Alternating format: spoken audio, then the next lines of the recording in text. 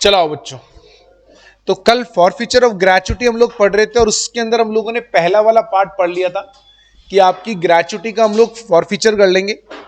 यदि आपको नौकरी से निकाला क्योंकि आपने कोई ओमिशन या नेग्लिजेंस करा and due to that omission और नेग्लिजेंस आपके एम्प्लॉयर को हो गया नुकसान, ठीक है। So due to that negligence and omission आपके एम्प्लॉयर को कोई नुकसान हुआ और आपको नौकरी से निकाला, तो जितना नुकसान हुआ उतने रुपए से आपकी ग्रेचुटी काट लेंगे। बस में कंडीशन इतनी सी थी कि आपको नौकरी से निकाला जाना जरूरी है। यदि नौकरी से नहीं निकाला गया तो फिर नहीं होगा। अब दूसरा वाला ना थोड़ा सा डिफरेंट है, तो थोड़ा ध्यान से देखना। This section deals with a case where services of an employee has been terminated. अब अच्छे से सुनिएगा ध्यान से, और हो सके तो मुझे ना बताना पड़े, आप मुझे बताएं डिफरेंस तो और बेटर रहेगा, ठीक है। तो थोड़ा ध्यान से देखना। The section deals with a case where the services of an employ have been terminated for riots and disorderly conduct और any other act of violence. Riots का मतलब है उपद्रवी व्यवहार, आपने कुछ करा, दंगा फसाद, और डिसऑर्डरली बिहेवियर मतलब जैसा आपको बताया गया, डिसिप्लिन के बाहर चले गए आप, या कोई और वायलेंस आपने करा उस एंटिटी में, और for any act which constitutes an offence of moral turpitude providing that such offence is committed by him in the course of employment. Moral turpitude क्या होता है? देखो, नैतिकता के अगेंस्ट में जाकर, आपने मोरालिटी के अगेंस्ट में जाकर कोई ऑफेंस करा, जैसे मारपीट करा, दंगा फसाद करा, किसी महिला कर्मचारी के साथ में बदतमीजी करी, या फिर आपने ऑर्गेनाइजेशन की प्रॉपर्टी को नुकसान पहुंचाने की कोशिश करी, लोगों को भड़काया, या कोई फ्रॉड करा किसी भी तरह का, मतलब कुछ भी इमोरल करा, सिंपल शब्दों में बोले तो उस केस में भी। अब वापस से समअप करते हैं। रॉयटस बिहेवियर है, उपद्रवी व्यवहार आपने किसी तरह का करा। डिसऑर्डरली बिहेवियर मतलब आपने डिसिप्लिन से बाहर चले गए, या फिर आपने कोई वायलेंस कर दिया, लड़ाई झगड़ा, मारपीट, गाली गलौच, या फिर आपने मोरल टर्पिट्यूड का ऑफेंस करा। चारों में से आपने कुछ भी करा और इस वजह से आपको बाहर निकाला। So in such case the gratuity payable to employ में होली और भी पार्शियली फॉरफिटेड। आपकी ग्रेचुटी पूरी या जितना भी उसको लगता है वो आपकी फॉरफिट कर सकता है। इधर भी देखो कॉमन चीजें ऊपर भी था, अगर सर्विसेज से टर्मिनेट नहीं करा तो कुछ भी नहीं होगा। यहां पे भी देखो लिखा हुआ है, where services has not been terminated any of the above grounds the employer can not withhold the gratuity. इनमें से अगर किसी भी रीजन की वजह से नौकरी से नहीं निकाला, निकाला किसी और रीजन से, या निकाला ही नहीं, तो उस केस में आपकी ग्रेचुटी को होल्ड नहीं किया जा सकता। यानी पहले नौकरी से निकालना जरूरी, और वो भी इन्हीं कारणों से। लेकिन अब सवाल ये कि ऊपर 4-6 ए में और 4-6 बी में फर्क क्या है? लगभग सेम ही तो है दोनों।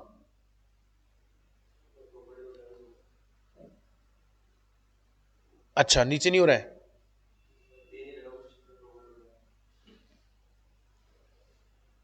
पढ़ दे, दोबारा पढ़ एक बार, देख कंफर्म करते फिर।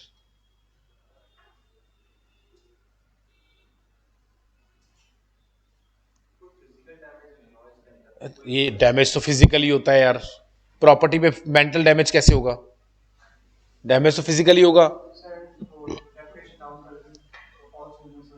नहीं तो वो तो प्रॉपर्टी पे नहीं हो सकता ना, डिसरेपुटेशन की बात कर रहे हो आप।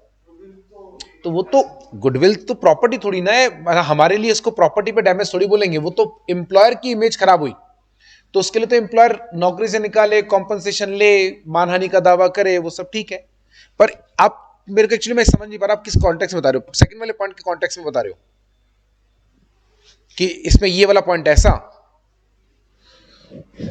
शायद हो सकता है आपकी बात मैं समझ नहीं पा रहा हूं। आप सही बोल रहे थे, ऊपर वाले में डैमेजेस हैं, नीचे वाले में डैमेजेस हो ये जरूरी नहीं। फिर आपने नौकरी से क्यों निकाला? क्योंकि हम इंतजार थोड़ी करेंगे कि तुम ये हरकत करते रहो। यार मोरल टर्पिट्यूड कोई कर रहा है, वायलेंस कोई कर रहा है, या कोई डिसऑर्डरली बिहेव कर रहा है, माना अभी तो आपकी वजह से नुकसान नहीं हुआ, लेकिन अगर आपको हम आज नौकरी से नहीं निकालते या सजा नहीं देंगे तो आप तो फिर करोगे, और आप नहीं करोगे तो कोई दूसरा करेगा। एक बार एक जने ने बदतमीजी करी और आपने उसको वहीं पे सेट नहीं करा ना मामला, तो भाई साहब सेटिंग बिगड़ जाएगी। फिर तो जिसका जब मन आएगा तब वो जो है ना उपद्रवी व्यवहार करेगा। तो इसलिए भी हमने करा, और इसलिए यहां पे अमाउंट ऑफ ग्रेचुटी नहीं है, यहां पर क्या लिखा? एम्प्लॉयर की इच्छा है, चाहे तो पूरी ग्रेचुटी को ही रोक ले, चाहे तो पार्शियली। ऊपर वाले में जितना नुकसान हुआ उतनी ही ग्रेचुटी रोकेगा, उससे ज्यादा नहीं। समझ में आ गई बात? तो ये छोटा सा डिफरेंस है। क्वेश्चन को अगेन ध्यान से पढ़िएगा कि आपको वैसे तो देखो सेक्शन नंबर तो हम लोगों को जनरली याद करना होता नहीं, सेक्शन नंबर याद रहता भी नहीं, तो इतना दिमाग लगाने के लिए हमारे पास में कुछ इसमें है नहीं। फिर भी आप थोड़ा ध्यान रखें कि अगर क्वेश्चन जो है उसमें क्या पूछ रहा है, अगर इन चारों में से कोई है, रॉयटर्स बिहेवियर, डिसऑर्डरली बिहेवियर या मोरल टर्पिट्यूड का ऑफेंस है या वायलेंस है और नौकरी से निकाला, तो ग्रेचुटी का अमाउंट कितना भी होल्ड किया जा सकता है, but if there is a damage तो जितना डैमेज होगा उतना।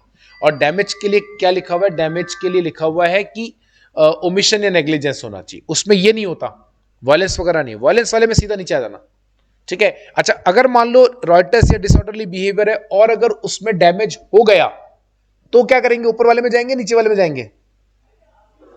गलत, तभी नीचे वाले में ही आएंगे। यही तो मेन पॉइंट था। इसमें डैमेज हो ये नहीं लिखा हुआ, तो ये भी कहा लिखा है कि हो, दोनों हो सकते हैं। यानी आपको उस पे जाना है, किस पे? इससे कंपेयर करना है आपको, ये और ये। डैमेज के ऊपर फोकस मत करो, फोकस करो इस पे। यदि रॉयटर्स बिहेवियर है, डिसऑर्डरली बिहेवियर है, वायलेंस है, मोरल टर्पिट्यूड है, नुकसान हो या ना हो, अगर आपको नौकरी से निकाला आपकी ग्रेचुटी होल्ड कर सकते हैं, इवन नुकसान से ज्यादा की भी। ये दूसरा मेन पॉइंट है, समझे आप? नहीं समझे? अभी भी नहीं समझे क्या? समझ गए क्या? अगर इन चारों, फिर भी दोबारा सुनाऊंगा मैं एक बार आपको, और अगर इन चारों की वजह से है तो वेदर देयर इज डैमेज और नॉट, ठीक है, देयर इज डैमेज और not, gratuity can be withhold, ठीक है, if employee is terminated, ठीक है। कितनी? फुल और पार्शियल, ठीक है। और मजेदार बात क्या है? कैन बी फुल और पार्शियल में इवन अमाउंट ऑफ डैमेज अगर कोई है तो, इफ एनी। इफ एनी इसलिए लिख रहा हूं क्योंकि डैमेज होना है कंपलसरी नहीं है। अगर amount of damage is less than amount of gratuity, तो भी आपकी पूरी ग्रेचुटी को विदहोल्ड कर सकता है। ये बड़ा खतरनाक है दूसरा वाला केस। तो गलती से भी बेटा ये मत करना, Reuters behaviour, disorderly behaviour, violence, moral turpitude मत करना। इन चारों में आपको नौकरी से अगर निकाल दिया ना गलती से भी, आप गए काम से। फिर आपको कोई नहीं बचा सकता। फिर तो आपकी पूरी ग्रेचुटी भी जाएगी, भले ही 10 रुपए का नुकसान हुआ, चाहे 100 रुपए का नुकसान हुआ। उसने कह दिया नहीं देता तेरी 18 लाख की ग्रेचुटी, जाओ उखाड़ ले जो उखाड़ना, नौकरी तो गई है। और ये अगर लग गया आपके उस पे तो गए आप काम से, क्योंकि कैरेक्टर सर्टिफिकेट बनता है, गए काम से आप, तो नौकरी भी गई, नहीं मिलेगी नहीं, और ग्रेचुटी देगा नहीं वो। अब कुछ नहीं, ठंडन गोपाल। हाँ, अगर ये है ओमिशन या नेग्लिजेंस, तो इसमें आपको नौकरी से निकाला तो भी ग्रेचुटी इतनी काटेगा जितना नुकसान हुआ, उससे ज्यादा नहीं काट सकता। समझ गए क्या विनीत बाबू? बताना हाँ या ना। अच्छा फिर ठीक है, सुन तो रहा है। लेकिन यार वो कल तूने इतना खतरनाक सवाल पूछा, मैं हिल गया पूरा यार। एक बार मैं एंड में आने के बाद में बिल्कुल, इसलिए मेरे को लगा, मैंने कहा यार बीच बीच में पूछते रहे, सब ठीक चल रहा है ना। चलें आगे। अच्छा देखो, अब ये एक बड़ी अच्छी चीज है क्या ना, देखो किसी चीज की सजा किसी और तरीके से नहीं निकालना।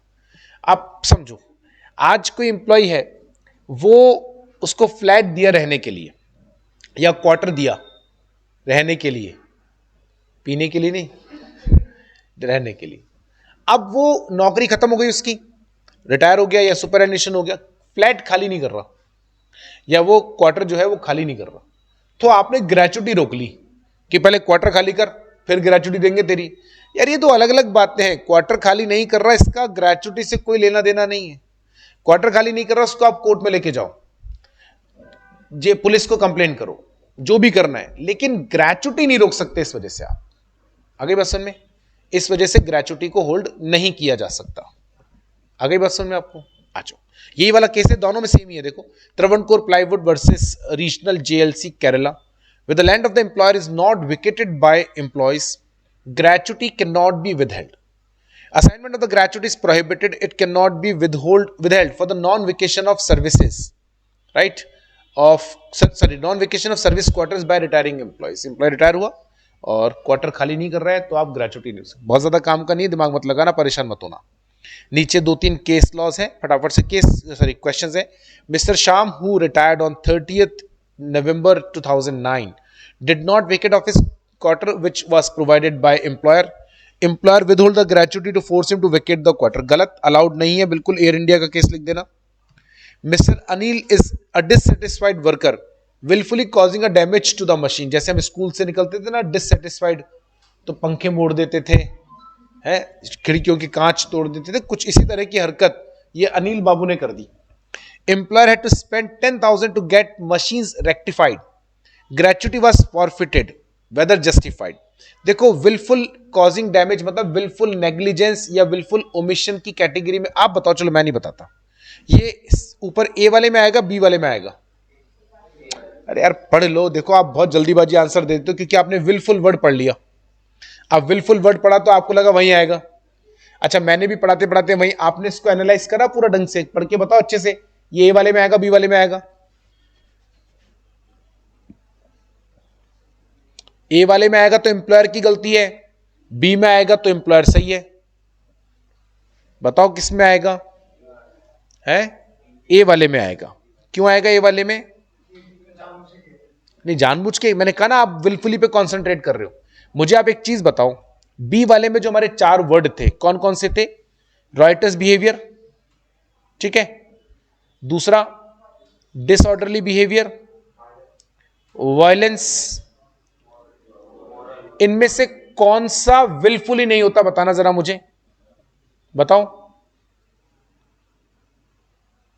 ऐसे नहीं करते बेटा, देखो पहली बात समझो, किसी भी चीज को हम एनालाइज करते हैं तो शब्दों पे नहीं जाना है, लॉ नहीं है, इकोनॉमिक्स नहीं है, लॉ है।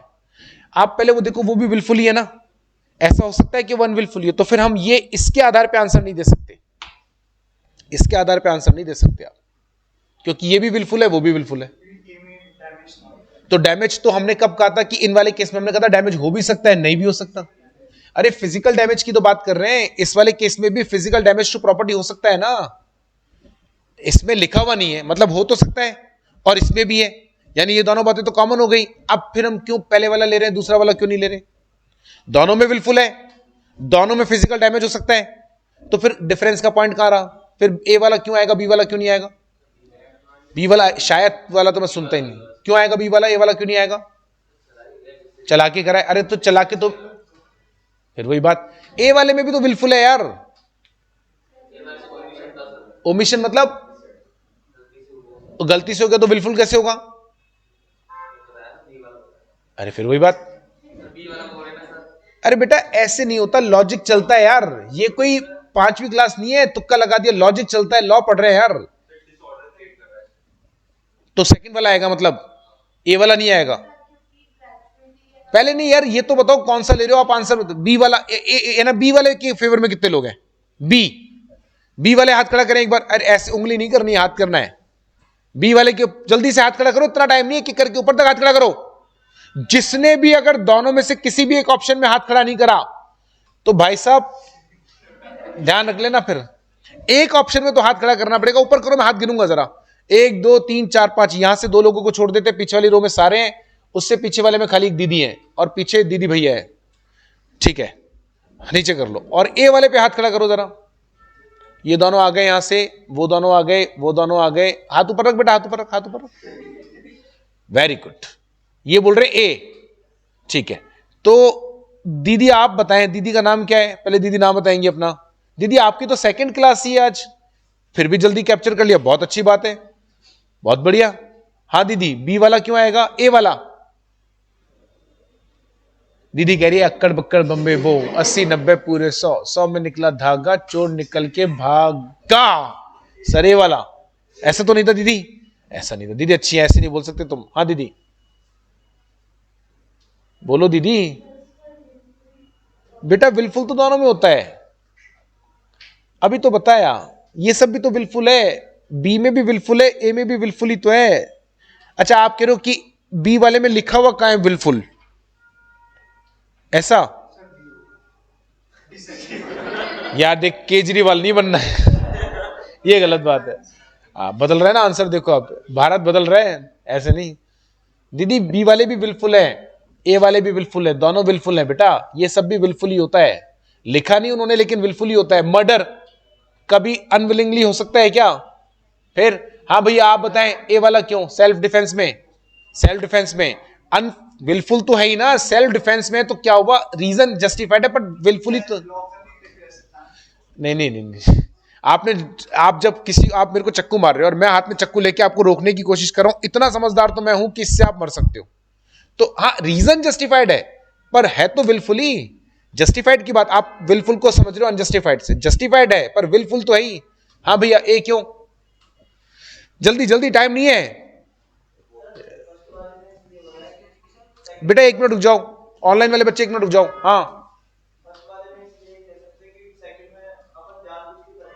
अरे यार फिर सब ले दे के घूम रहे हो यार, एक ही बात पे समझ ही नहीं रहे यार। बेटा आप एक बात समझो, देखो आप कंफ्यूजन में क्यों हो रहे हो? यहां पे विलफुल शब्द लिख दिया, यहां लिखा नहीं, तो तुमने विलफुल पकड़ लिया कि यहां पे भी विलफुल, क्वेश्चन में भी विलफुल, यहां पे भी विलफुल, क्वेश्चन में भी विलफुल। जैसे बचपन में हमारे क्या 5वीं क्लास में पेपर आता था, तो इंग्लिश का पेपर आता था, उसमें एक पैराग्राफ आता था और नीचे 5 क्वेश्चन आते थे, तो 5 क्वेश्चन के आंसर देने होते थे। अब हम क्या करते थे, क्वेश्चन पढ़ते थे और क्वेश्चन में किसी शब्द को ढूंढते थे, पैरा में कहीं मिल जाए। सब यही करते थे, हंसो मत, हाँ तुम भी यही करते थे, है ना। अब वो जहां पे वो वर्ड मिल गया तो बस वहीं से पकड़ लिया, ये आ गया answer, yes I did it, yes. ये 5वीं 7वीं 8वीं में अच्छा था बेटा, यहां नहीं, यहां लॉजिक चलता है। यहां पे विलफुल शब्द लिखा क्योंकि ओमिशन और नेग्लिजेंस लापरवाही से भी हो सकते हैं और विलफुली भी हो सकते हैं, इसलिए विलफुल शब्द लिखना पड़ा। लापरवाही तो गलती से भी हो जाती है ना, ओमिशन भूल गया आदमी, गलती से भी हो सकता है ना। इन्होंने इसलिए विलफुल लिखा कि अगर विलफुली है तो सजा देंगे ना यार, लेकिन ये तो होते ही विलफुली है, इसमें लिखने की जरूरत है कहां?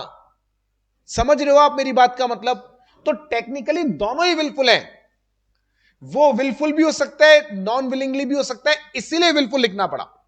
ये नीचे होते ही विलफुल है तो विलफुल लिख के क्या करें? तो विलफुल के आंसर पे, विलफुल के बेसिस पे आंसर नहीं जा सकता।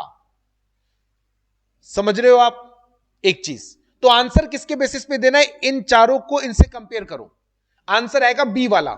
ओमिशन कहां है बताओ ना मुझे यार। आप किसी की प्रॉपर्टी को तोड़ रहे हो, डैमेज कर रहे हो आप प्रॉपर्टी को, और आप कह रहे हो कि ये प्रॉपर्टी का डैमेज मैंने गलती से हो गया, जानबूझ के गलती कर दी मैंने। आप ओमिशन कैसे बताओ जरा मुझे? ये नेग्लिजेंस कैसे? नेग्लिजेंस होता है लापरवाही, ये तो साफ दिख रहा है डिसऑर्डरली बिहेवियर है आपका। यानी बताया था मैंने डिसऑर्डरली में, क्या बोला था मैंने? डिसऑर्डर में आपने डिसिप्लिन में काम नहीं करा। प्रॉपर्टी को तोड़ना कौन से डिसिप्लिन में आता है बताओ जरा? कल को आप मान लीजिए मेरे से सेटिस्फाइड नहीं हो तो क्या सर फुट जाओगे कुर्सी मेरे पर, फिर बोल रहे सर ओमिशन हो गया। अरे ये कौन सा ओमिशन है यार, ये कौन सा ओमिशन है भाई? है आप बताओ, इसको ओमिशन बोलना ठीक है? अरे आप मेरे को सवाल का जवाब ना दो और मैं कुर्सी सर पे फेंक के मार दूं, मैं बोलूं यार सॉरी यार, it is a wilful omission, it's a wilful negligence. आप इसको विलफुल नेग्लिजेंस मानोगे या आप डिसऑर्डरली बिहेवियर मानोगे? या चलो डिसऑर्डरली बिहेवियर ना मानते तो रॉयटर्स बिहेवियर मानो, बोले ये तो पागल आदमी है यार, एक सवाल का जवाब नहीं दो ये उपद्रवी हो जाता है, कभी टेबलें फेंकता है, कभी कंप्यूटर फेंकता है, कभी पत्थर फेंक रहा है। तो तुम इसको क्या बोलोगे? डिसऑर्डरली बिहेवियर या रॉयटर्स बिहेवियर बोलोगे ना, आप ओमिशन नहीं बोलोगे ना। फिर तो आंसर इसका आएगा बी वाला। अब बी वाले में क्या होता है? बी वाले के हिसाब से चले तो एम्प्लॉयर सही है। क्यों सही है? क्योंकि बी वाले में हमने कहा था डैमेज कितना है उससे फर्क नहीं पड़ता, एम्प्लॉयर चाहे तो पूरी ग्रेचुटी रोक सकता है, तो यहां एम्प्लॉयर ने पूरी ग्रेचुटी रोक ली। डैमेज 10,000 का ये बिल्कुल रोक सकता है, समझ गए? इसीलिए जरूरी था ए और बी में से किस में लाए, आंसर का मतलब बदल जाता। अगर ए होता ना तो फिर एम्प्लॉयर 10,000 से ज्यादा की ग्रेचुटी को नहीं काट सकता था। समझ गए क्या? अभी समझ में आया? जिन्होंने ए बोला था सबको क्लियर हो गया? गुड। आओ, mister Gill, an employ of messrs Sona Bhil tea limited, continued to occupy the quarters of the company for the 8 months after superannuation. That is, उनको टाइम आ गया उनके जाने का। Company decided to forfeit the amount of the gratuity of the mister Gill examines the dissent. ऊपर Air India वाला case चला जाएगा, क्वार्टर खाली नहीं करा, इसकी वजह से आप ग्रेचुटी को नहीं रोक सकते। ठीक है, अच्छा अब मैं आपको यहां पर हाथ के आंसर लिखने का तरीका बता देता हूं कि इस क्वेश्चन का आंसर आप लिखते तो कैसे लिखते। ठीक है, लाइंस की ऐसा कोई मतलब लेंथ को लेकर कोई बार नहीं है, पर फिर भी इसका आंसर आप आधे पेज से कम में लिख भी नहीं सकते, ठीक है ना। मिनिमम है, आएगा ही आधा पेज, आप चाहो ना चाहो आएगा। कैसे, देखो ये तो क्वेश्चन है। जनरली जब कभी भी केस स्टडीज आते हैं तो केस स्टडी का आंसर जो देना होता है ना, वो देना होता है 3 पार्ट में। 3 पार्ट में क्या, ए पार्ट में हमें प्रॉब्लम स्पेसिफाई करना होता है, ये सबसे क्रूशियल स्टेप होता है, प्रॉब्लम स्पेसिफिकेशन। अब बच्चा क्या करता है, इसमें पूरा क्वेश्चन एज इट इज चेप देता है। जैसे ये वाला क्वेश्चन है, हमने बताया बेटा देखो ए पार्ट में क्या लिख के आना, प्रॉब्लम बताना। बच्चा लिखता है mister Gill, an employ of messer Sona Bil limited has continue to, अब उसको लगता है एज इट इज क्वेश्चन लिखो, थोड़ा चेंज कर दो ना, little little, right. Mister Gill, an employ of Sona Bil tea limited, left the organization, okay, but did not left the quarter of the company for next 8 months from the date of his leaving of the company। ये बच्चे को लग रहा है मैंने question को explain करा, या आपने क्वेश्चन एक्सप्लेन नहीं करा, इसको बेवकूफी कहते हैं। जो बंदा कॉपी चेक कर रहा है, क्या उसके पास पेपर नहीं है, क्या उसके सामने क्वेश्चन नहीं लिखा हुआ, तो दोबारा क्वेश्चन लिखकर क्या पर्पस सॉल्व होगा मुझे बताना जरा, और how it can be part of the answer if you are. ये तो हम बचपन में करते थे, 5वीं क्लास में हमको सिखाया यही था कि बेटा जब भी क्वेश्चन का आंसर लिखना हो अंग्रेजी में तो पहले क्वेश्चन लिखना, उसके बाद लास्ट में क्वेश्चन मार्क हटा देना और फिर आगे लिख देना, राइट, और बिकॉज लिख के आगे लिख देना, राइट। ये तब करते थे यार, अब थोड़ी करेंगे। आप खुद सोचो ना, एक बार टेक्निकली सोचो कि मैं क्वेश्चन दोबारा रिपीट कर रहा हूं आंसर में, how the question can be the part of the answer and what purpose it fulfil. No, it does not fulfil any purpose. तो फिर सर ये प्रॉब्लम मैंने क्या लिखा था, प्रॉब्लम स्पेसिफिकेशन या क्वेश्चन स्पेसिफिकेशन? क्या हमने लिखा था क्वेश्चन एक्सप्लेनेशन? क्या हमने लिखा क्वेश्चन स्पेसिफिकेशन? हमने लिखा प्रॉब्लम स्पेसिफिकेशन। मतलब इस सवाल में प्रॉब्लम क्या है एग्जैक्टली वो ये क्यों आपसे करवाते हैं आंसर में, ये आपकी एनालिटिकल स्किल्स को चेक करने के लिए करवाया जाता है। ये जो आंसर का ए पार्ट है, ये आपकी एनालिटिकल स्किल को चेक करने के लिए बताया जाता है कि आप क्या इस पूरे क्वेश्चन में से काम का पॉइंट पकड़ पाए क्या, जिसका आपको आंसर देना है, और उसी के बेसिस पर आपका जो सी पार्ट आएगा, बी पार्ट आएगा, वो ए के हिसाब से आता है।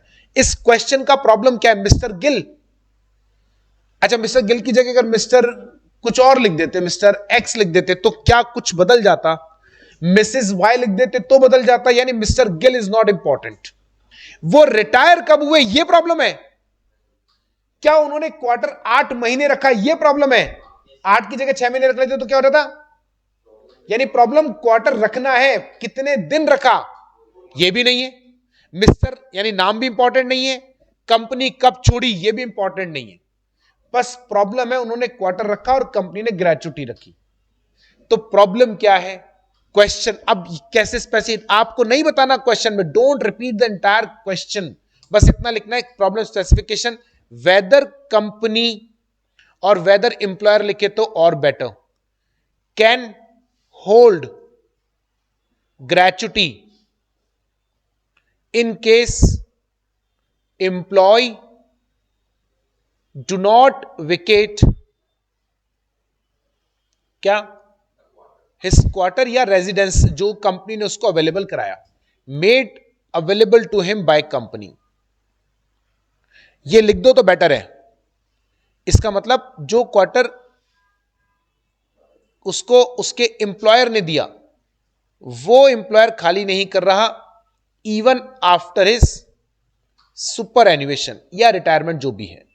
Now this is called problem specification, क्योंकि प्रॉब्लम ये नहीं है कि गिल कौन है, प्रॉब्लम ये नहीं है कि उन्होंने नौकरी कब छोड़ी, प्रॉब्लम ये नहीं है क्वार्टर कितने महीने अपने पास रखा, प्रॉब्लम है कि क्या कंपनी या एम्प्लॉयर क्वार्टर खाली नहीं करने के बदले में ग्रेचुटी। ये आपको लिखना आ गया ना भाई साहब, 4 नंबर की या 5 नंबर का क्वेश्चन है, 1 नंबर तो स्ट्रेट फॉरवर्ड, नीचे चाहे आप कचरा लिख कर आओ 1 नंबर देगा। इसको बोलते हैं एनालिटिकल इवैल्यूएशन। अब बच्चा क्या करता है, 90 से 95% बच्चे क्या कर रहे हैं, पूरा क्वेश्चन चेप रहे हैं, समझ ही नहीं रहे बेचारे बच्चे बेवकूफ की यार क्वेश्चन नहीं लिखना, mister Gill is an employ of this company और ये और वो और धूम मचा दे, रंग जमा दे, रंग दे बसंती, किताब कॉपी रंग रहे हैं, लाल नीला पीला, लड़कियां लाइनें खींच रही हैं, खच खच खच, और सुंदर भाषा में लिख रहे हैं yes I did it. Employer कह रहा है yes I also did it, 0 number.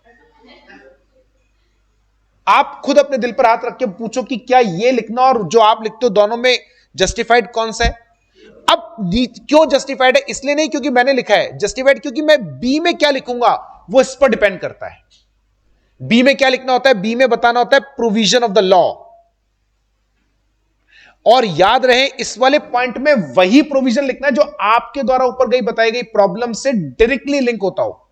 यानी पूरा ग्रेच्युटी एक्ट नहीं चेप देना, बोले सर मेरे को यही क्वेश्चन आता है तो 3 घंटे करूंगा क्या? तो मैंने सोचा let's explain the gratuity act. ऐसे नहीं करना है, ये बहुत इंपॉर्टेंट है क्योंकि हमें सीधा लिखना है एस पर, ज्यादा फालतू की माथापच्ची नहीं, एस पर ग्रेच्युटी एक्ट।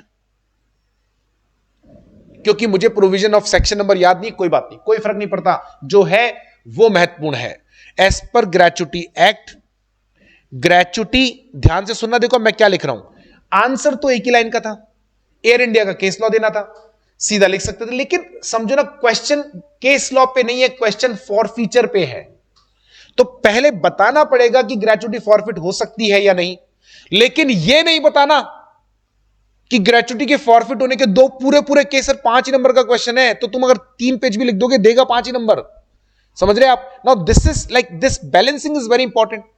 इतना भी कम नहीं लिखना कि एग्जामिनर को समझ में नहीं आए कि आप क्या बताना चाह रहे हो, इतना ज्यादा भी नहीं लिखना कि एम्प्लॉयर बोर हो जाए पढ़ते पढ़ते और नंबर 5 के ऊपर देने की उसकी हिम्मत नहीं और कम देने का मन नहीं कर रहा।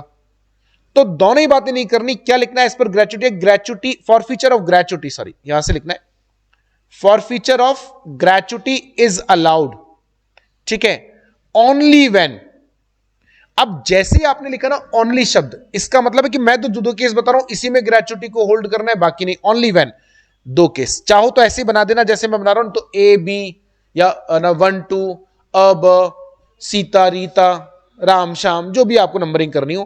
पहला व्हेन देयर इज क्या? विलफुल और विलफुल ओमिशन और नेग्लिजेंस। अब इसके आगे नहीं, ये नहीं बताऊंगा कितनी, वो पूछ ही नहीं रहा कितनी कितनी, आप पूरा लिख रहे हो up to the amount of gratuity and all, नहीं इतना कुछ नहीं लिखना यार, बस आपको तो बताना है। आपसे क्वेश्चन में क्या पूछा? अगर मैं क्वार्टर खाली नहीं करूं तो ग्रेच्युटी विदहोल्ड कर सकते हो क्या? अमाउंट की बात करी तो मैं अमाउंट के बारे में क्यों बताऊं? आप लिखो when there is wilful omission और negligence and employ is terminated, right? Question ने पूछा नहीं अमाउंट के बारे में, हमको बताना नहीं। सेकंड, दूसरा केस क्या? इफ व्हेन देयर इज या तो रॉयटस बिहेवियर या फिर डिसऑर्डरली बिहेवियर या फिर वायलेंस और या फिर मोरल टर्पिट्यूड बाय एम्प्लॉय, ठीक है, and employ is terminated. I am telling you again, आपको अमाउंट के बारे में बात नहीं करनी क्योंकि क्वेश्चन ने पूछा नहीं। इधर क्या लिख दिया हमने? इसका मतलब इन दोनों के अलावा तीसरा केस पॉसिबल नहीं है। क्या इन दोनों केस में कहीं लिखा हुआ है कि आप क्वार्टर खाली नहीं करोगे? तो यानी वैसे तो मेरा आंसर यहां कंप्लीट हो जाता है, लेकिन फिर भी हम लोग केस लॉ चूंकि आया हुआ है तो ऑल्सो एज डिसाइडेड इन। अब आपको केस लॉ का नाम याद है तो बहुत बढ़िया, नहीं तो कोई बात नहीं। केस लॉ क्या? Employer can not withhold gratuity, ठीक है, when an employee does not vacate his quarter या रेजिडेंशियल अपार्टमेंट, जो भी एम्प्लॉयर ने दिया, ऑन सुपर एनिवेशन, ठीक है, खत्म कहानी। ये आपका हो गया सेकंड पार्ट। इसमें आपको मिलते हैं 3 नंबर या 2.5 नंबर, सबसे मेजर पार्ट होता है ये। यानी यहां तक अगर आपने सही, अच्छा अब देखो इसमें क्या, ना तो आप मुझे ढूंढ के बताओ इसमें एक सिंगल चीज जो आपको लगता हो कि सर आपने ज्यादा लिख दी, इसकी जरूरत नहीं थी, या कोई सिंगल चीज जो क्वेश्चन के हिसाब से रेलेवेंट है और हमने नहीं लिखी हो, यानी जिससे हमारे क्वेश्चन का आंसर ना जा सके। दोनों ही बातें नहीं होनी चाहिए ना? हाँ क्या लिखना भूल गए? हाँ कोई दिक्कत नहीं ना, वो तो नंबर कटेगा एक, नंबर तो कटेगा, दिक्कत तो कुछ नहीं है, नंबर कटेगा बस। अरे प्रोविजन तो लिखना पड़ेगा ना यार, प्रोविजन है, अमाउंट वाला नहीं लिखना है। तो आप अच्छे से, मैं आपको सिर्फ इसलिए इस पे फोकस करा रहा हूं कि कोई भी चीज ऐसी भी ना छूटे जिससे हमारे क्वेश्चन का आंसर ना जा सके, और कोई चीज ऐसी भी ना है कि फालतू लिखे यार, जबरदस्ती हमने चेप दी, जरूरत ही नहीं थी। इससे एग्जामिनर पे फर्क। अब तीसरे में क्या लिखना है? तीसरे में होता है बेटा पहले और दूसरे का मर्जर। अब आता है मजा, बच्चा होता है खाली, और पहला अगर क्वेश्चन आ जाए तो भाई साहब वो दिल निकाल के बाहर रख देता है अपना, क्योंकि पहला तो पहला होता है, पहला तो भाई साहब दिल बाहर आ जाता है। सच है, हंस क्या रहे हो, सही कह रहा हूं। पहले क्वेश्चन में आदमी टाइम नहीं देखता, सब भूल जाता है, दिन का चैन, रात की नींद, भूख प्यास सब भूल जाता आदमी। बोले पहला तो पहला है? अरे तू जो बोले जोर से बोल दिया कर, डरा मत कर, मैं संभाल लूंगा बाकी। अरे घबराया मत कर, मेरी क्लास में मस्त रह तू, क्योंकि मैं छोड़ूंगा नहीं, तू घबरा मत, मैं बदला ले लूंगा। अच्छा मेरे संग वो भी नहीं है, तू गुस्सा हो गया, अगर तू ऐसा बोलेगा तो फिर मेरे पास नेक्स्ट है कमेंट एक खतरनाक, फिर तो तू इसलिए खुल के बोल दे आराम से, या फिर चुप रह, फिर बोले मत। हाँ, या तो खुल के बोल, नहीं तो चुप रहने का, ठीक है ना, अगली बार ध्यान रखियो। तो पहले क्वेश्चन में आदमी का 5 नंबर का क्वेश्चन है, अब वो जो पूरा हो जाता है ना आंसर, तो अरे यार कौन घंटा लग गया, नंबर तो 5 ही मिलेंगे। ये सबसे बड़ा प्रॉब्लम है, इसने पहला क्वेश्चन कभी करना ही नहीं चाहिए शुरू में। अरे हंसने की बात नहीं, सही कह रहा हूं, आप समझो ये सबके साथ है, ये प्रॉब्लम मेरे साथ भी है, आप ऐसा आप अकेले नहीं हो, मैं स्टूडेंट था, मेरे साथ भी था, कि पहले क्वेश्चन में आदमी के ना टाइम नहीं देखता, और उसमें भी अगर पहला क्वेश्चन ऐसा मिल जाए जो आपको बहुत सॉलिड आता है, तो भाई साहब बस दे दमादम, वो कह रहा है रुक जा भाई, अरे नहीं तू और ले, आप रुक जा, रहे नहीं और ले, आज मैं ग्रेजुएटी एक पूरा दिल से निकाल के रख दूंगा। अरे यार, अब बच्चा इसमें क्या करता है, as mentioned in the question that, नहीं मजा अब आएगा, क्लाइमेक्स अब है, तुम पहले ही हंस लिए, क्लाइमेक्स तो यहां आएगा। बच्चा पूरा क्वेश्चन दोबारा लिखेगा, as asked in the question that Mr. Gill, an employee of Messrs. Sona Babu Limited, नाम ही ऐसा दे रखा है, Sona Babu tea limited, continue to occupy the quarter of company for the, अरे यार दोबारा क्यों लिख रहे हो क्वेश्चन यार, पता है अब तो तुमने जब प्रॉब्लम स्पेसिफाई कर दिया क्वेश्चन में, तो सीधा मुद्दे पर आओ ना यार, क्यों इतना लंबा चौड़ा लिख रहे हो, सीधा लिखना था, सिर्फ 2-3 लाइन का। अच्छा बच्चा इसमें प्रोविजन भी दोबारा लिखता है, पहले लिखा question, and as we explained in the point number B that an employee's gratuity can not be withhold when his quarter, he is not vacating the quarter. अरे लिख दिया प्रभु, दोबारा नहीं लिखना, सीधा as we explained gratuity can not be hold, right, ये तो आप ऊपर लिख चुके ना, सीधा लिखना था as asked in the question, right. क्या नाम था, mister Gill, who do not vacate his quarter, right, is entitled for his 100% gratuity, right, because non vacation of quarter is not a basis to withhold the, simple. इसकी भाषा बदल सकते हैं, उल्टा लिख दो, as asked in the question, employer can not, कौन, आप समझो क्वेश्चन तो पूरा एक्सप्लेन है ना, as asked in the question, comma, employer can not withhold the gratuity just because non leaving the quarter और non vacating the quarter, hence employer is not right his in approach. Retire हो गया तो gratuity तो retirement के बाद ही मिलती है ना, हम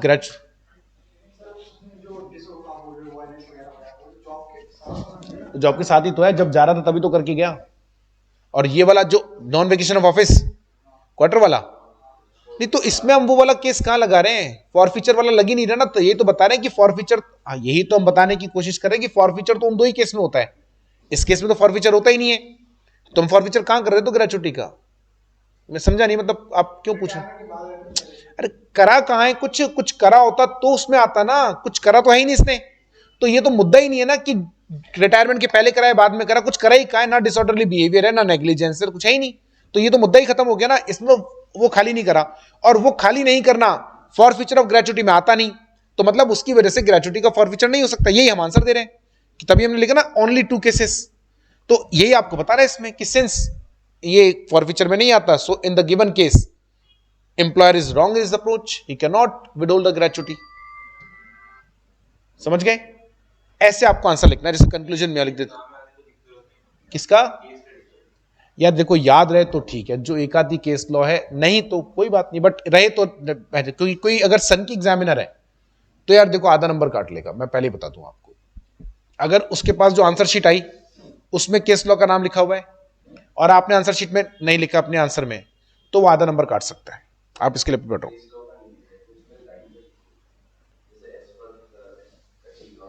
आप बताओ क्या लिखते हैं आप, अगर नहीं होता तो बस खत्म, वही लिखना है। जब आता ही नहीं तो कुछ भी लिखो, एस पर हनुमान जी, एस पर जय भोलेनाथ, एस पर डिसाइडेड केस लॉ, ऐसे। मैं कंक्लूजन में, हाँ देखो क्या नहीं होता।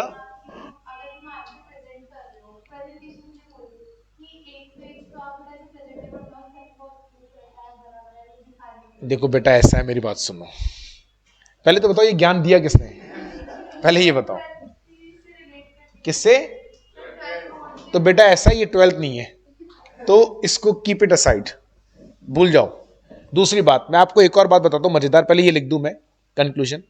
सो सीधा लिख देते हैं, इन द गिवन क्वेश्चन। अभी आप इसको नोट डाउन कर लेना, क्योंकि आंसर लिखने का तरीका फिर दोबारा नहीं बताऊंगा, ऐसा ही रहेगा। तो अभी आप जब कॉपी में लिख देना answer of question number 3, page number mention करते हुए, इन the given question employer is wrong in his approach. अभी कॉपी खोलने के लिए मना किया, अभी नहीं। Is wrong in his approach because holding gratuity is not allowed for non-vacation of quarter। ठीक है, बस खत्म कहानी। कोई ना हमने क्वेश्चन दोबारा लिखा, ना हमने प्रोविजन दोबारा लिखा। क्यों लिखना है? प्रोविजन ऊपर लिखा हुआ है, क्वेश्चन ऑलरेडी। ये होता है सही तरीका। और कोई मुझे एक नंबर काट के दिखा दे इसमें, एक सिंगल नंबर, 5 नंबर देगा पूरे, 5 के 5, अगर क्वेश्चन 5 नंबर का है तो। अरे हाँ प्रभु, हाँ 4 नंबर में, लेकिन 4 ही देगा, 5 नहीं देगा। कहीं तुम समझो बोले आपने तो कहा था 5 नंबर देगा, 4 नंबर दे दिया, मैं तो छूटा नंबर 1 का। ऐसे नहीं, 5 का 5, 4 का 4। ठीक है, अच्छा अब मैं तो ये बिल्कुल सिंपल प्रेजेंटेशन है। अब देखो तुमको क्या ना, इंटर में आ गए ना तुम, अब यहां से तुम्हारे जीवन में ज्ञान के केंद्र भर जाएंगे। हर एक आदमी तुम्हें ज्ञान देगा। फैक्ट, अब जो सबसे फैक्ट बता रहा हूं वो ये मेरा अपना कॉपी चेक करने का सालों का अनुभव बता रहा हूं मैं आपको, कॉपी चेक करने का। अब तो मैं ये पाप करता ही नहीं, पहले करते थे पाप, जब नए नए टीचर बने थे ना, तो पैसे चाहिए होते थे तो इसलिए कर लेते, अब नहीं करते पाप। ठीक है ना। आप जो ये जो मैं सिखा रहा हूं आपको, ये आंसर लिखने का तरीका, और ये है ना, ये अभी क्लास में बैठ के सुनने में बड़ा अच्छा लगता है, क्योंकि इंटरेस्टिंग होता है, क्योंकि फैसिनेटिंग होता है, बड़ा मजा आता है। Yes I will do that. लेकिन जब 3 घंटे बंदा हॉट सीट पे बैठता है ना, तब उसको ना दिलीप गुप्ता याद आता है, ना कोई और याद आता है, ना ये ज्ञान याद आता है। समझे आप? ये सब बेकार के फफूंद है, कुछ नहीं है। मैं मेरे सब्जेक्ट की बात कर रहा हूं, I am not talking about the other subject. बाकी सब्जेक्ट का बाकी टीचर जाने, लेकिन जो मैं बोल रहा हूं वो यूनिवर्सली एक्सेप्टेबल है। आप खुद को रख के देखो एग्जाम वाले दिन के लिए, उस 3 घंटे में बच्चे की मतलब आंखों के आगे अंधेरा छा रहा होता है, कान के आगे साए साए की आवाज आती है, और माथे से आ रहा होता है पसीना, और दिल की धड़कनें बढ़ रही होती तेजी से, और चिंता लगी। और ये जो मैं बोल रहा हूं सब होता है, सच में होता है। आप सीएमए का पेपर दे रहे हो, कोई राजस्थान यूनिवर्सिटी का बीकॉम का पेपर थोड़ी जो हंसते खेलते गए और आगे हंसते खेलते। बीकॉम का पेपर नहीं है, सीएमए का पेपर है। बच्चा 3 घंटे में बैठ के उसको समझ में नहीं आ रहा कि साला एक क्वेश्चन का आंसर क्या है, और ये जो पैटर्न, ये कुछ काम नहीं आता वहां। बच्चा सोच रहा है बस सही आंसर आ जाए, सही एक। वो कई बार ऐसा होता है क्वेश्चन पढ़कर आए, वो एक आंसर याद नहीं रहा, वर्ड वो यहां वहां दिमाग लगा रहा है, कहीं से वर्ड पता लग जाए, और तुम यहां फॉर्मेट फॉर्मेट फॉर्मेट कर रहे हो। किसको याद आता है फॉर्मेट? बताओ, आप खुद याद करके सोचो एक बार, आ सकता है क्या? फिर दूसरी बात, चलो मान लो फॉर्मेट याद है, आंसर गलत है तो नंबर मिल जाएंगे क्या? लेकिन अगर आंसर सही है, फॉर्मेट गलत है तो नंबर मिलेंगे। क्या होगा? 1 नंबर काट लेगा, 4 तो देगा। हाँ तो मत दे 1 नंबर, नहीं चाहिए। तो क्या इंपॉर्टेंट है, 4 नंबर इंपॉर्टेंट है, 1 नंबर इंपॉर्टेंट है? तो फोकस ऑन द 4 मार्क्स। इसलिए quality is not important, quantity is not important, quality is important. Right answer is important, format is not important. अगर यही तुमने ऐसे ना लिखकर वैसे लिख दिया जैसे तुम्हारा मन है, लेकिन तुमने प्रोविजन सही लिख दिया, conclusion, I guarantee you will get 4 marks. मेरे वाले तरीके से 5 मिल जाएंगे, तुम्हारे से 4 मिल जाएंगे। मेरे को नहीं चाहिए 5 नंबर, क्योंकि मेरे को सुंदरता में कोई इंटरेस्ट नहीं है, मेरे को पेपर में पास होना है। आप समझो, the primary focus is on passing the exam. इसलिए चिंता नहीं करना। कोई अभी देखो मैंने बताया ना, अभी कोई दूसरा टीचर तुमको दूसरा फॉर्मेट बताएगा, हर सब्जेक्ट का टीचर अपना अपना फॉर्मेट बताएगा, सब अपना अपना बता रहे हैं, क्योंकि हम तो एक ही सब्जेक्ट पढ़ा रहे हैं। पर तुम खुद को देखो ना यार, तुम 6-8 सब्जेक्ट पढ़ रहे हो, समझ रहे हो आप? तुम्हें 8 पढ़ने, मैं कह रहा हूं तुमको लॉ में बेटा यही करके आना, नहीं तो नंबर नहीं आएगा। तू दिन रात लॉ ही पढ़ा रहा है भाई। हमने 8 सब्जेक्ट पढ़ने, हमने टैक्स भी पढ़ना है, कॉस्टिंग भी पढ़ना है, एफएम भी पढ़ना है, अकाउंट्स भी पढ़ना है, ये भी पढ़ना है, वो भी पढ़ना है। सबके फॉर्मेट है, किस किस का याद रखें और कैसे? यहां कंटेंट याद नहीं हो रहा, आप फॉर्मेट कर रहे हो। क्योंकि मैं क्या चाह रहा हूं, लॉ में क्वालिटी आ जाए भयंकर, क्योंकि मैं चाहता हूं बाहर तुम्हारे नंबर जब लगे तो लॉ में दिखे हो 100 में से 80 number. Yes, Dilip Gupta is the best teacher. Fact है, यही फैक्ट है, हर टीचर यही चाह रहा है। लेकिन तुम्हारे बारे में कोई सोच ही नहीं रहा। बच्चा कैसे पढ़ेगा 8 सब्जेक्ट, वो क्या क्या करेगा? तो हमेशा राइट आंसर पे फोकस करो। ये सब सब्सिडरी फैक्टर्स होते हैं, समझे? राइट आंसर सही होना चाहिए, फिर फॉर्मेट कैसा भी हो, डजंट मैटर। दूसरी बात दीदी, ये बेकार के फंडे ना, 4 नंबर का क्वेश्चन है तो आधा पेज भरना चाहिए। ये मुझे एक जना खड़े होकर बता दे कौन सी किताब में लिखा है और कहां, किस एग्जामिनर ने, किस आज तक सीएम इंस्टीट्यूट ने या सीए इंस्टीट्यूट ने कहीं कोई गाइडलाइन बनाई हो जिसमें लिखा हो कि 4 नंबर के क्वेश्चन में आधा पेज भरना, या 5 नंबर के क्वेश्चन में एक सिंगल गाइडलाइन दिखा दे कोई पिछले 40 सालों में? बताओ, अगर है तो इंस्टीट्यूट ने निकाली होगी ना, कहां है? ये सब हमने ही बना रखी है, हम टीचरों ने। बच्चे ने पूछ लिया, सर कितने लिखे? मैंने कहा लिख देना 10 लाइनें। दूसरा टीचर आया, सर 5 नंबर में कितना लिखे? लिख देना बेटा 8 लाइनें। कम से कम आधा पेज भरना ही चाहिए। कहीं नहीं होता बेटा, कोई गाइडलाइन नहीं है। अरे आंसर होता है यार। सही आंसर है ना, 4 का भी होगा तो भी नंबर देगा, 8 लाइन का होगा तो भी नंबर देगा। गलत आंसर है ना, तुम 3 पेज लिखकर आ जाओ, नहीं देगा नंबर तो नहीं देगा। अगर लेंथ से आंसर नंबर मिलते ना, तो क्वालिटी का कोई सेंस नहीं रह जाता बेटा। आप समझो ना, आप तो अब मेरी बात मत मानो, आप किसी टीचर की बात मत मानो, खुद का दिमाग तो है, खुद का दिमाग तो लगाओ ना कि यार मुझे लेंथ के नंबर मिल रहे हैं क्या, तो मैं लेंथ लिख देता हूं 3 पेज, क्योंकि I am from Rajasthan university, I have a capability to expand the answer. Give me one word Rahul Gandhi, I can write down 20 pages on it. मेरी कैपेबिलिटी पे शक कर रहे हो आप आंसर खींचने की? I am from Rajasthan university, I can write down, तो दे दो नंबर, मिल जाएंगे क्या? फिर नंबर एक ही चीज के मिलेंगे बेटा, सही आंसर के। समझ गए आप? उस पर फोकस करो। और अब इसको लिखो, लिखो। प्रभु कहां हो गया, कहां खो जाता है तू? बस सही बताया तो उन्होंने बिल्कुल। क्वेश्चन बेटा 3rd नंबर का था।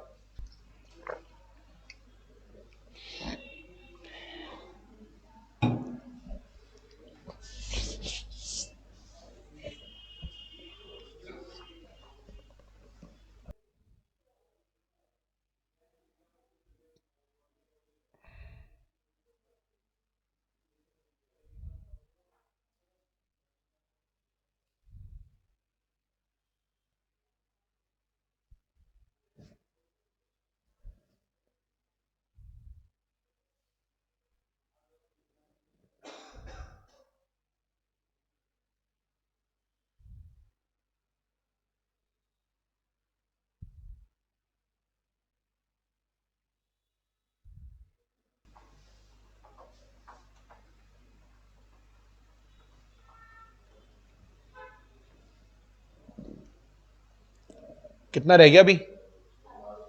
चलो लिखो, फिर अब बाकी कल करेंगे। बेटा ऑनलाइन वाले बच्चे उस समय कुछ बोल रहे थे, उनके डाउट ले लेते हैं। सर बी आएगा क्योंकि पूरी ग्रेचुटी फॉरफिट हो गई, एंड ए वाले केस में जितना डैमेज होता है उतनी ही फॉरफिट। नहीं, फॉरफिट आपने गलती कर दी, अमाउंट की तो बात ही नहीं थी उसके अंदर। अच्छा वो क्वेश्चन के लिए बोल रहे हो आप? हाँ ठीक। बिल्कुल बी आंसर आएगा। मैंने यही रीजन बताया था सर। सर विलफुल ओमिशन मतलब लापरवाही करना होता है ना, लापरवाही करना। हाँ बिल्कुल, एक तरीके से आप कह सकते हो विलफुल ओमिशन मतलब लापरवाही करना। ठीक है, चलिए तो बस आज के लिए इतना ही, बाकी कल करते हैं बेटा।